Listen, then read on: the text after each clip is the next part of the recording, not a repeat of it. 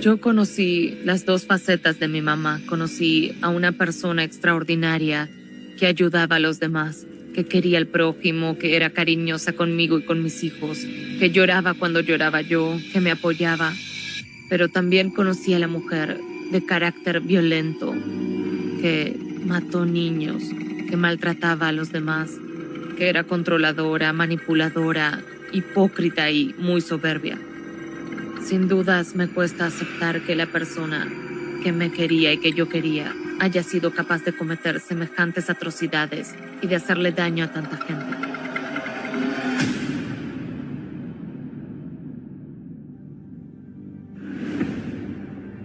Es horrendo pensar en mi mamá como asesina en serie. Me es muy difícil hasta decir que mi mamá mató a 3 niños o quizás a 4. La última vez que vi a Moisés parecía estar agonizando. Se lo veía muy mal y tenía los labios cortados por la sequedad. Empecé a tener visiones de Moisés donde quiera que fuese. Empecé a ver a Moisés en las cortinas como si fuera él. Empecé a oír su voz. Le frotaba los labios. Lo acariciaba. Tengo la sensación de tocar la piel de Moisés con la punta de los dedos. Oh, lo siento. Es un ataque de pánico. Disculpen.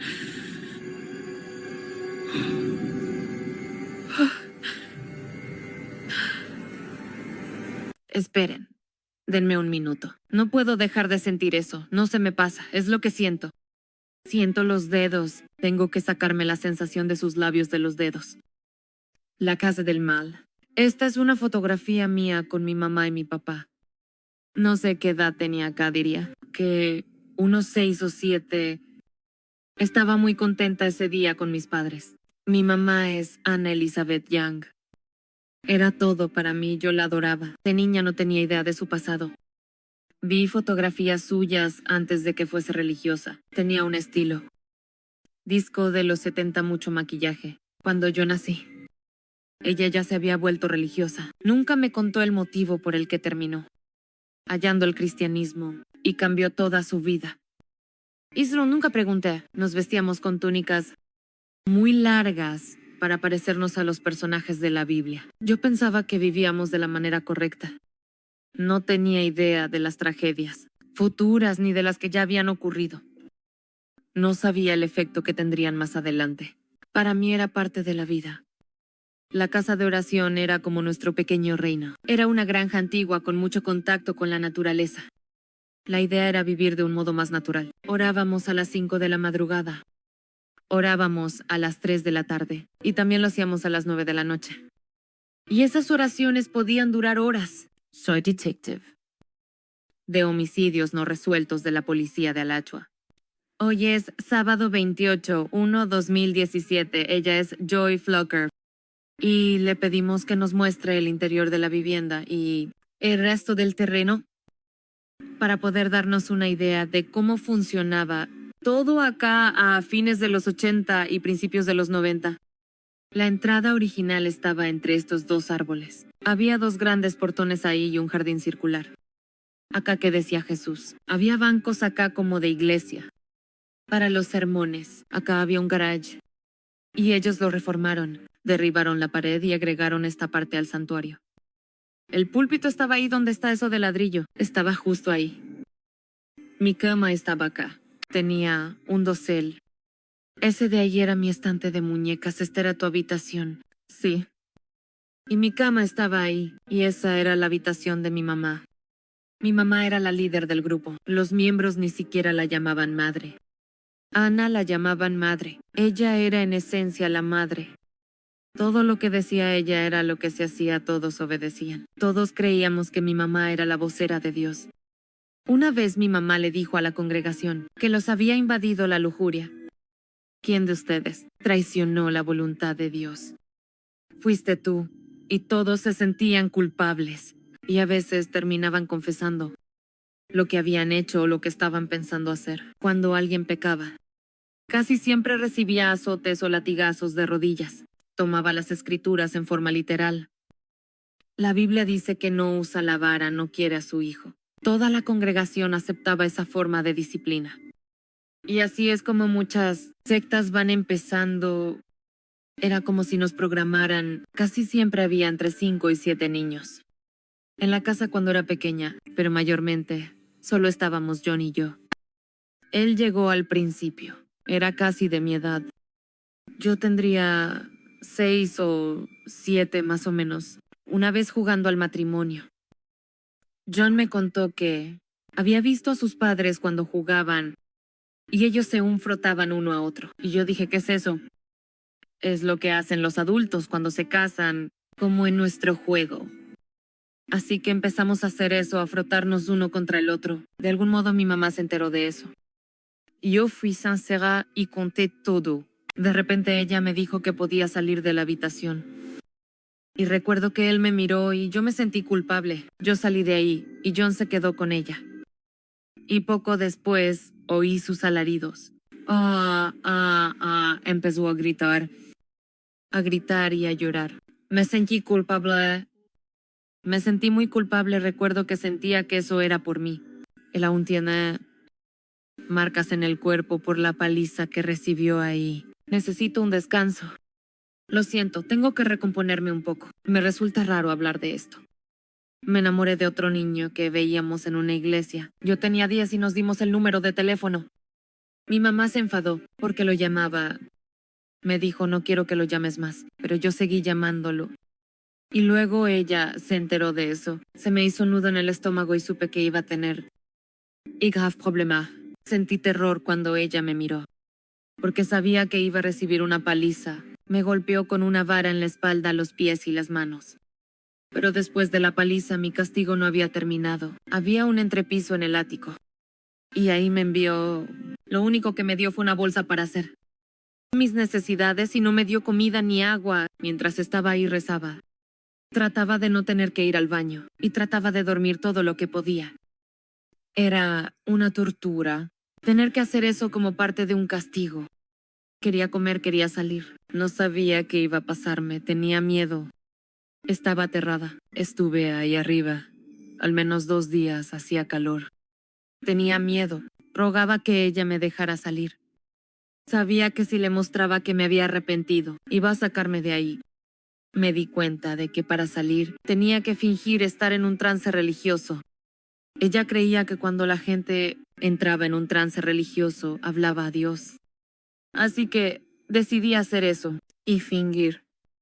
Solamente para salir de ahí en la calma está mi salvación. Estoy arrepentida. En esencia empiezas a hablar. Rápido me arrepiento con toda mi alma y dejas que fluya. Es como sentir una euforia, espiritual o algo así. Me arrepiento. Me arrepiento. Me arrepiento. Me arrepiento. Me arrepiento. Me arrepiento. Ella abrió la puerta y yo seguía rezando, no me detenía. Le dije que lo sentía y que me arrepentía y todo eso. Fue un alivio salir.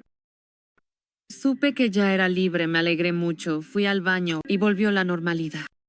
Sentí algo de culpa por fingir estar en trance. Porque le tenía temor a Dios, amaba a Dios y eso me dio culpa. Pero yo solo quería sobrevivir y no tenía opción. El ministro Adam era uno de los primeros miembros.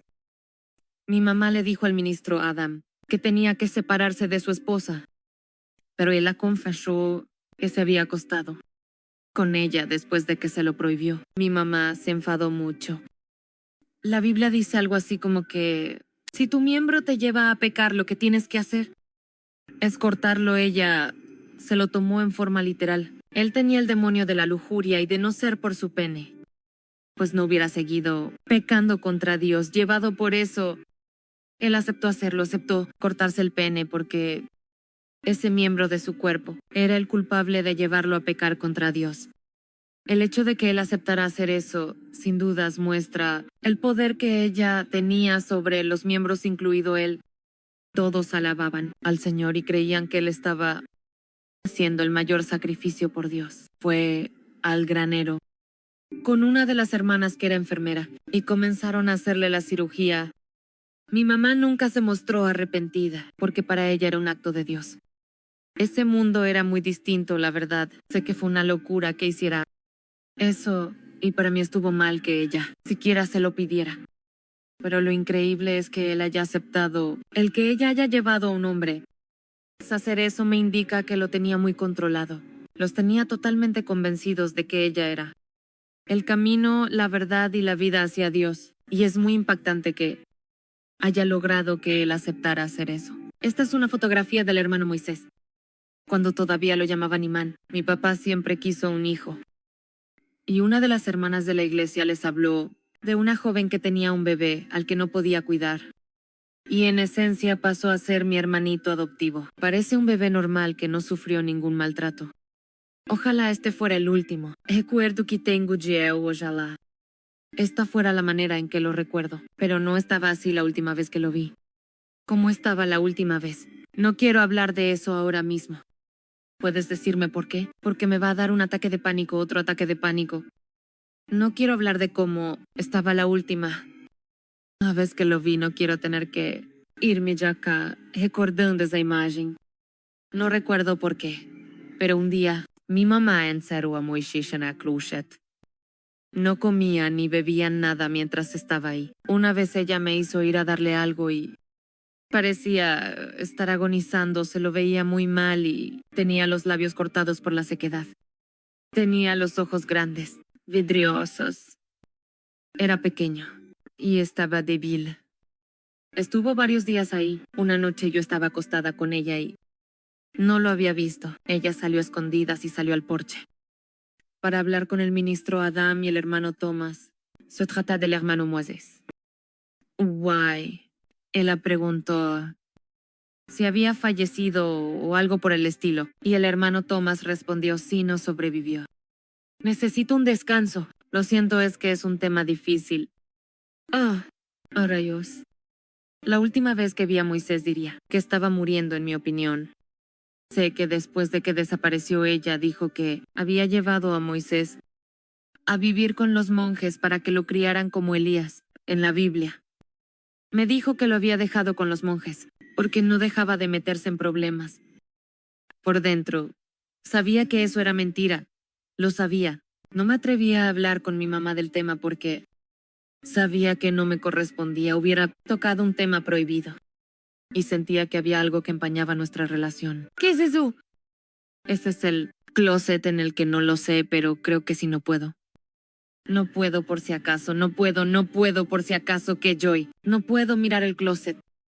En el que vi a Moisés, ¿crees que alguna vez vas a poder borrar ese recuerdo del closet y lo que pasó ahí? No. Oh, rayos, pueden venir un segundo, claro. ¿Tu esposo o yo, los dos? Ok. Por aquí sí. Fue acá adentro. Oh, rayos. No puedo. No puedo abrir la puerta. No abran. Ahí es donde estaba. Este es el lugar en el que viste. Ahí es donde estaba tu hermanastro. Sí, estaba ahí. Estaba ahí. Estaba ahí. Estaba ahí. Joy, ¿crees que lo asesinaron aquí? Sí, estaba ahí. Estaba ahí. Estaba ahí. Estaba ahí. Estaba ahí. Esta es Catonia, Ahí se ve que era una preciosura. Parece una bebita feliz, Catonia. Era muy, muy pequeña cuando empezaron a disciplinarla. Creo que tenía, no lo sé, 2 o 3 años más o menos. Yo no recuerdo su voz. Cuando la oigo, quiero llorar solo. Oigo su llanto en mi cabeza. Sé que la oía yo. Mi mamá aceptaba mujeres con hijos y sin pareja. Eran madres solteras y necesitaban más ayuda que una mujer casada y con familia. Por lo que sé, los padres de Catonia no estaban casados. Para ella, esos niños tenían demonios y estaban poseídos.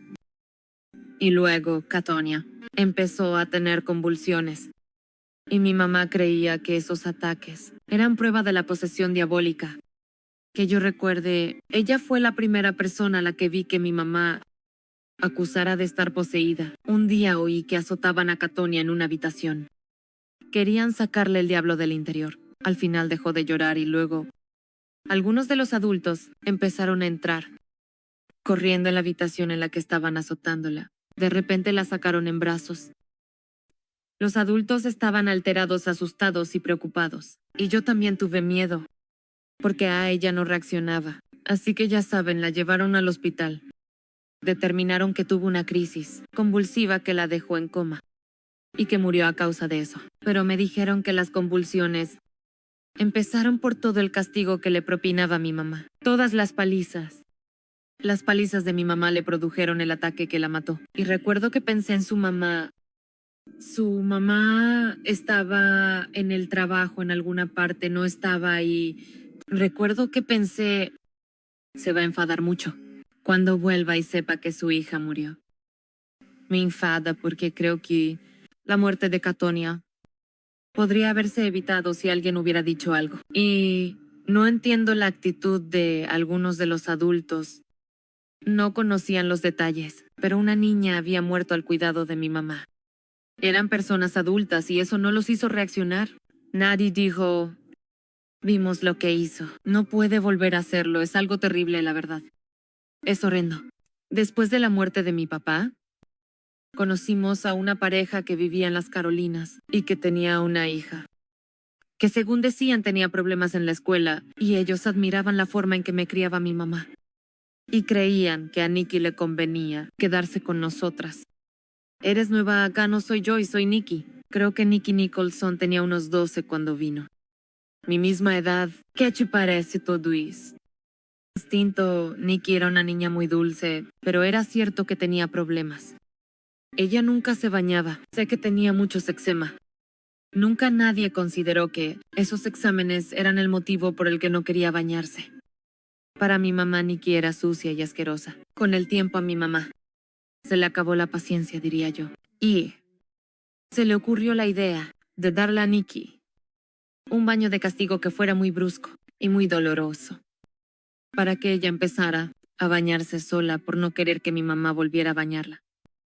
Un grupo de personas agarró a Nikki y la llevó al baño y a la bañera.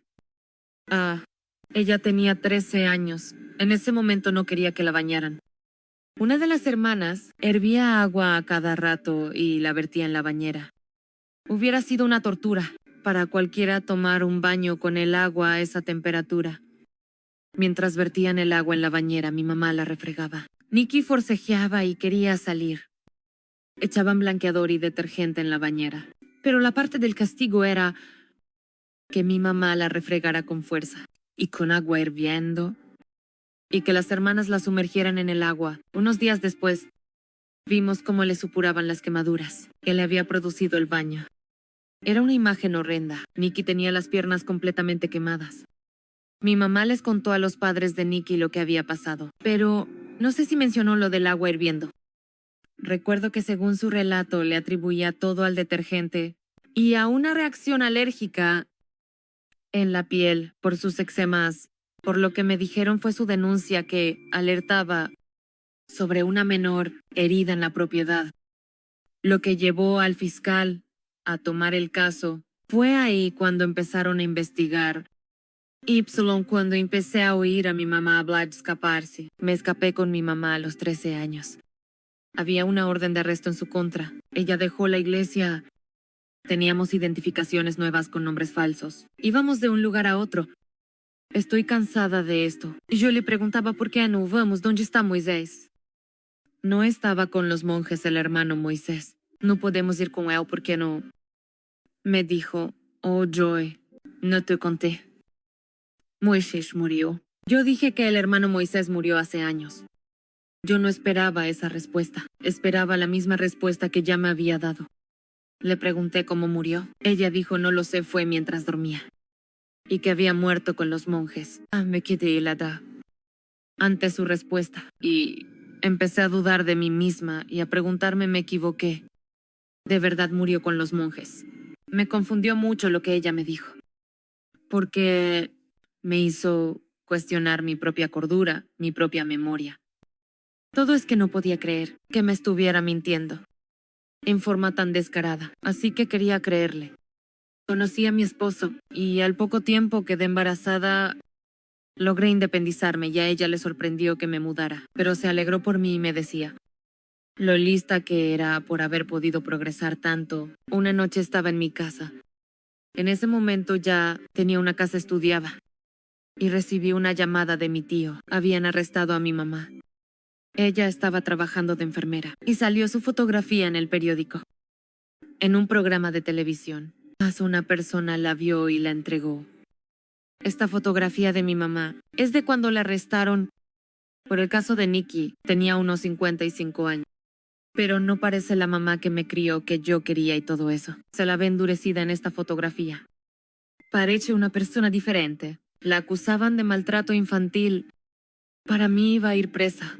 Y eso me destrozaba. A veces me resulta raro recordarla como religiosa en la iglesia y saber que esa misma persona terminó yendo a prisión por cometer delitos tan atroces. Unos 6 meses después, salió en libertad y todos alabamos a Dios, decíamos, es un milagro, es obra de Dios.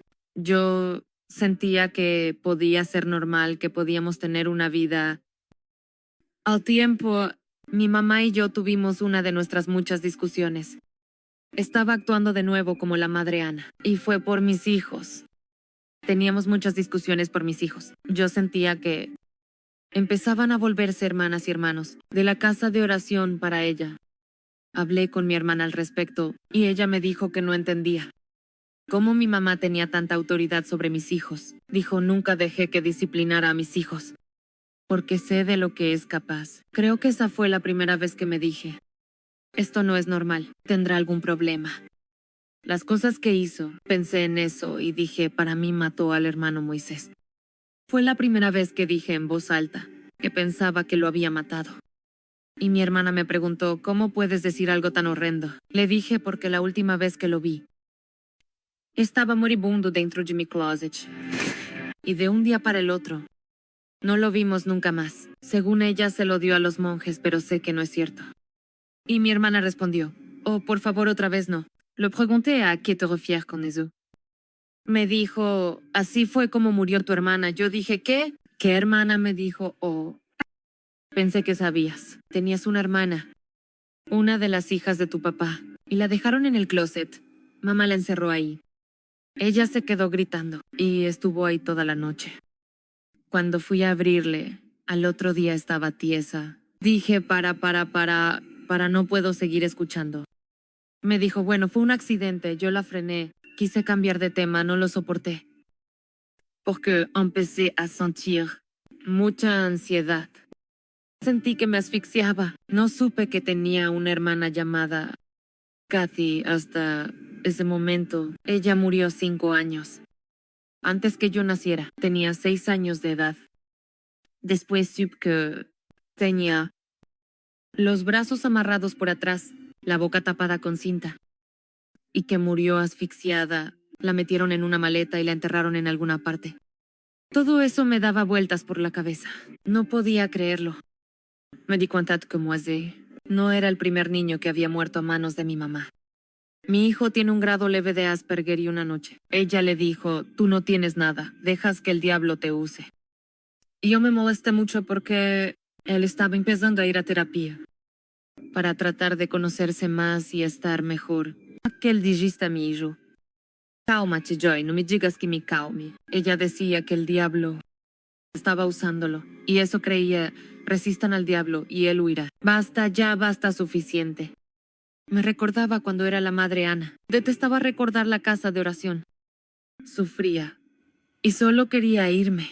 Es mi hijo, no tuyo. Me enfadé tanto que sin pensarlo mucho le dije, ¿cómo puedes decirme cómo criar a mis hijos cuando mataste niños? Y en ese momento supe que había cruzado ese límite, prohibido que intenté no traspasar. Durante mucho y vi la mirada que tenía. Me miró como si hubiera visto un fantasma, y ahí supe que era verdad.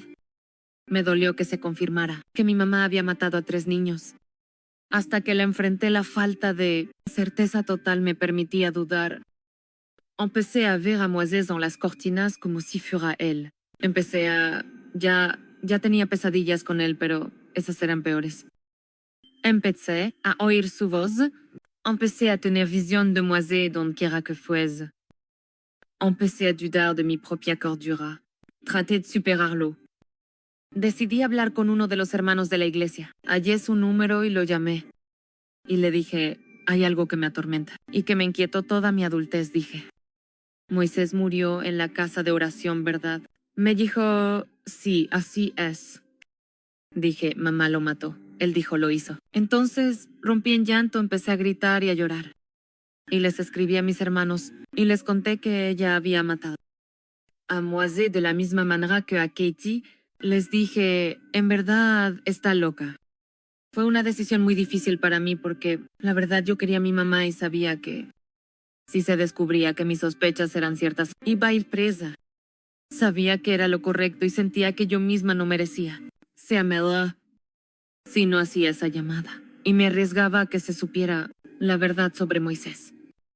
Me daba miedo porque, en parte, aún no quería que mi mamá fuera presa. Esperaba que ocurriera un milagro y que si era arrestada por eso, ella llegara a cumplir la condena y aunque fuese mayor, pudiera reconocer lo que había hecho y se hiciera justicia. Pero sabía que dado el delito del que la acusaba yo, eso no era probable. Igualmente yo sentía que tenía que honrar la memoria de Moisés. Tenía que contar lo que ocurrió con mi hermana. Y tenía que poder vivir con eso. Supe en ese momento que, si no decía algo al respecto, no tenía derecho a seguir viviendo, porque sentía que eso podía pasarle a cualquiera de mis hijos. Y si no hablaba, bueno, no tenía derecho a pedir justicia. O sea, si no me importaban los hijos ajenos, ¿por qué? Alguien iba a apiadarse de mí. Ya saben, no podía quedarme callada. Era desgarrador, pero era lo que había que hacer. Y luego se abrió la caja de Pandora. Y salió a la luz toda la verdad. Esta es una foto de cuando fue arrestada por Moisés. La fotografía fue tomada en 2017. La primera vez que la vi lloré. Se le ve el dolor en los ojos, el cansancio, y me pone muy triste. Sabía que debía hacerse justicia por esos niños, y aún por las demás víctimas que sufrieron a manos de ella. Mi mamá me culpa a mí por... Todo lo que pasó para ella no fue obra divina. Siento que me apropié de la voluntad de Dios. No, se opuso al cargo de homicidio de Imon Harper Moisés y se declaró culpable de homicidio culposo en el caso de Catoña. El cuerpo de Katy nunca apareció. Cuando arrestaron a mi mamá por la muerte de Moisés, la interrogaron de nuevo y la rogaron que al menos dijera dónde estaba el cuerpo de Katy, pero ella actuó como si no supiera de qué hablaba. Nunca lo reveló. No la acusaron de la muerte de Cass porque no pudieron hallar su cuerpo. Quedé deshecha. No podía hacer nada, porque sentía que aún había asuntos pendientes entre ella y yo. No entiendo cómo podía ser tan religiosa. Y ni siquiera al final de su vida sentir que debía contar la verdad. De todo eso, siento que mi mamá tenía que decirme que yo había hecho lo correcto como cristiana. Ella me crió como cristiana. Para mí ella me debía eso. Me debía el decirme yo. Sé que hiciste lo correcto. También quería que me dijera ella misma qué le había pasado a mi hermana. Que me dijera ella misma. ¿Por qué lo hizo eso a Moisés? Para mí ella no quería que casi muriera. Pero lo cierto es que uno oye historias sobre ciertos asesinos en serie. Y de que su primer crimen puede ser un accidente. Pero de pronto no pueden detenerse. Es un deseo que deben saciar. Me parece importante que todos sepan cómo afectó a mi familia, a mis seres queridos y a los demás miembros lo ocurrido, y que estén atentos para no cometer esos errores, ya que hay muchas personas en situaciones similares o que podrían verse en la misma situación de quienes se sumaron a la casa de oración y no conocen las consecuencias y los daños que eso puede causar a generaciones futuras. La otra cuestión es que para mí la mejor manera de superarlo es no permitir que se convierta en otro hecho horrendo. ¿Qué le ocurrió a otra familia? Hagamos algo. Hagamos un cambio para tratar de evitar que esto pase en otra parte, para convertir algo malo en algo bueno. Para mí las personas que se convierten en líderes religiosos deben ser íntegras. Tienen que procurar ser sinceras con ellas mismas sobre sus propios demonios y problemas, y saber que son humanas, no son Dios. Puede que tengan el don de evangelizar y predicar, pero también deben ser humildes. Tener la humildad de reconocer sus propios defectos y no tratar de controlar a los demás, sino de ayudarlos. Solo deben acompañarlos y apoyarlos. Podría decirse que son como médicos, pero en el plano espiritual. Pueden decirle a alguien que tome un medicamento, pero no pueden hacer que se lo trague. Y no pueden golpearlo si no lo toma. Si la casa de oración no hubiera cerrado, ella hubiera seguido maltratando niños. Para mí hubieran muerto más niños. Ojalá hubiera entregado antes a mi mamá, y eso es lo que más culpa me da. Es una historia muy trágica. Rezo a lo largo del día. Soy muy partidaria de ir a la iglesia y leer la Biblia. Creo mucho en eso. Creo en los milagros. Creo que son posibles. Creo en Dios y en que somos su instrumento. Pero si pienso en la forma en la que ella actuó, no me parece normal y no creo que Dios nos use para hacer algo así.